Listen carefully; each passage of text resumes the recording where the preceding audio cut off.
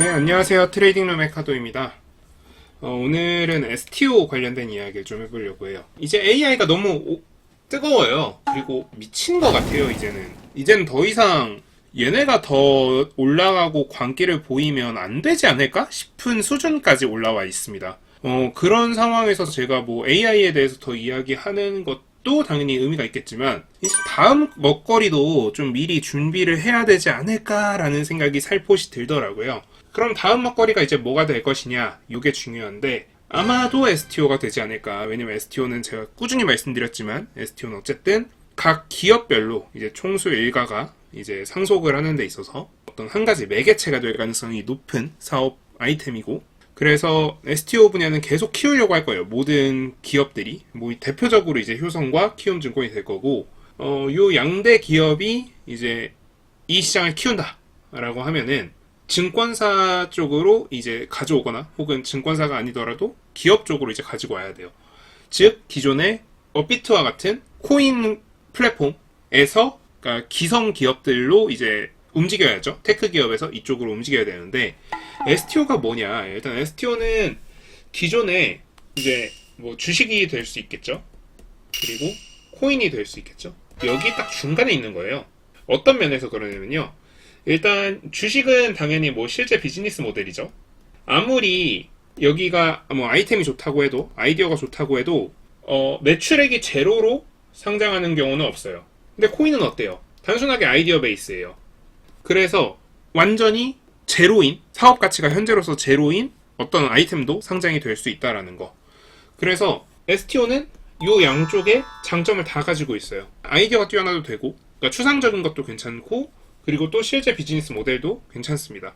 그리고 여기다 플러스 알파로 그림과 같은, 땅과 같은 실물 자산도 포함됩니다. 그럼 여기는 이제 뭘로 들어오느냐? 여기는 이제 당연히 현금이죠. 여기는 코인입니다. 보통 이더리움이나 뭐 클레이튼 뭐 이런 애들로 기반해서 들어옵니다. 자, 그래서 여기는 뭐 요런 특징이 가지고 있고, 그래서 얘네는 법적으로 규제가 됩니다. 근데 얘는 법적으로 규제가 없어요. 자, 그러다 보니까 제도권으로 확실하게 끌고 오려면 STO 영역부터 이쪽으로 넘어와야 된다는 겁니다. 그리고 추가적으로 코인 시장은 기존의 법적인 규제를 제대로 받고 있지 않았기 때문에, 사기적 부정거래가 있지 않은 이상 문제가 되지 않았기 때문에 여기서 다루면 안 된다라는 거를 지금 확정을 지어버린 거예요.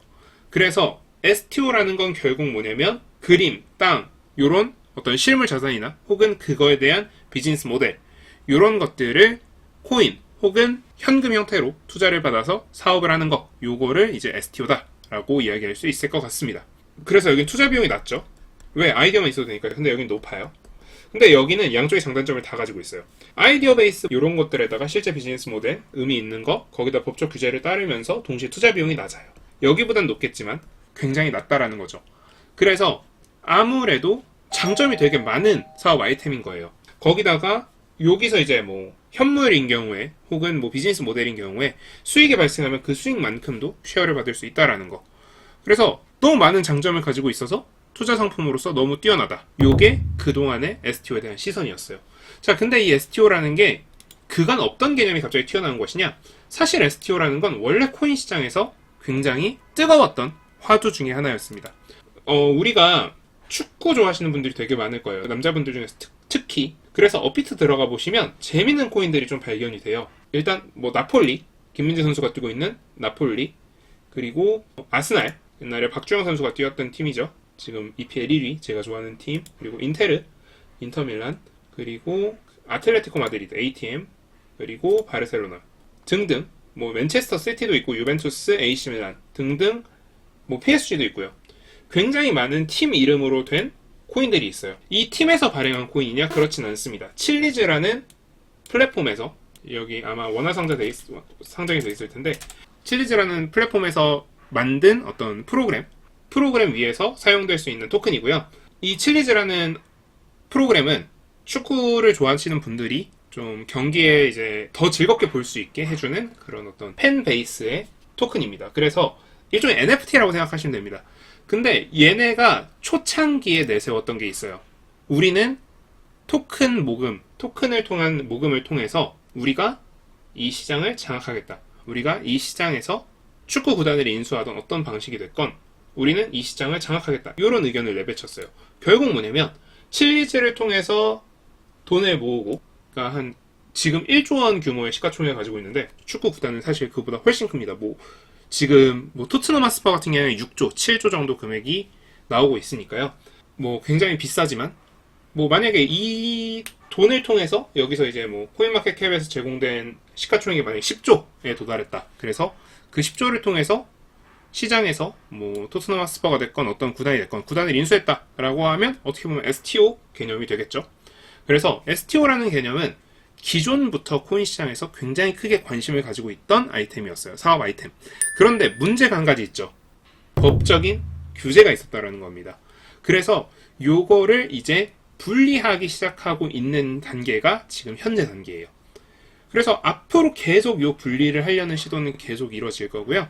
그래서 기존에 이런 식으로 지금 맨체스터 시티라던가 이런 토큰들은 지금 상장되어 있는데 전혀 문제가 없어요. 왜냐면 실제 실물 자산을 담보로 한 게 아니기 때문에.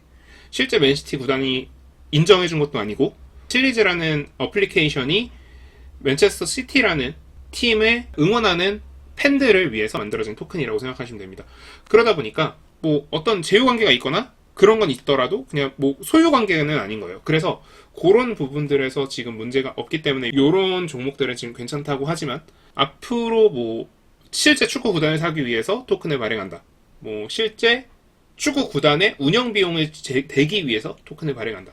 이런 것들도 충분히 나올 수 있는데 그 경우에는 이제 STO로서 법적인 규제도 받고 그리고 동시에 여러분들도 권리를 누릴 수 있는 그런 어떤 새로운 투자 아이템이 되지 않을까? 이런 이야기를 할 수 있을 것 같아요.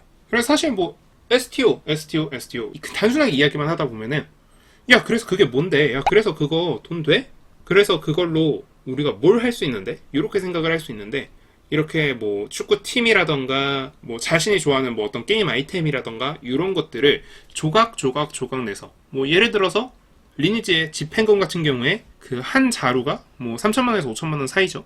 그런 거 이제 조각으로 투자할 수 있다라고 하면 투자 상품으로서의 가치는 분명히 있겠죠. 그러면 뭐가 더 주가가 잘 오르겠어요? 그 투자 상품이 주가가 잘 오를까요? 저는 그 투자 상품보다는 그 투자 상품으로 개발하는 기업들의 주가가 훨씬 더 많이 오를 거라고 생각합니다. 그래서 앞으로 여러분들이 관심을 가지셔야 될 거는 첫 번째, STO라는 사업 아이템을 가지고 거래소를 만드는 그런 회사, 예를 들어서 키움증권 혹은 한국정보인증 같은 그런 회사, 그리고 두 번째로는 그 사업 아이템을 만드는 회사.